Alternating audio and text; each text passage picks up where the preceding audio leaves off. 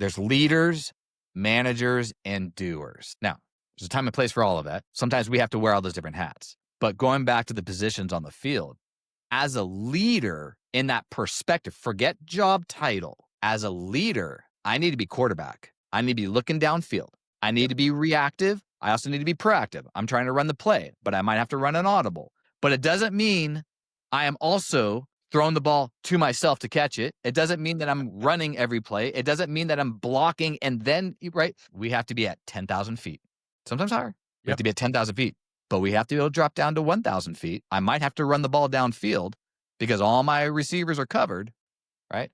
But if I am in the weeds on every play, I'm going to get my ass kicked. I'm not going to make it more than 5 minutes into the game. You're spot on, Craig. And it's such a great point that you made. And it's interesting because even on the field and coaching, and I coached youth and high school football for a lot of years. And what's interesting is we break up positions. And this actually used to drive me crazy. We would say to a team of 50 kids, okay, all the skilled players go over there. And what we meant by that was your wide receivers, your quarterbacks, your running backs, they skilled players, right?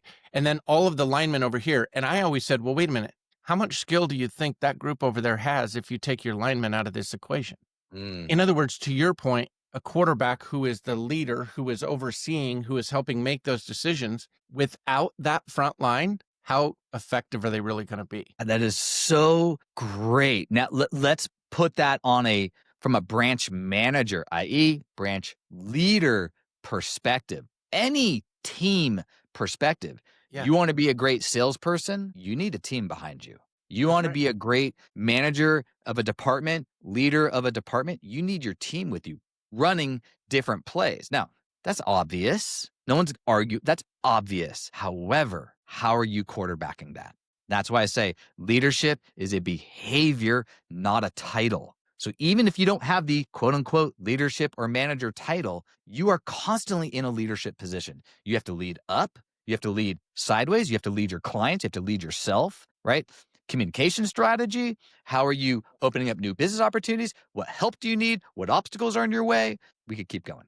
Oh, yeah.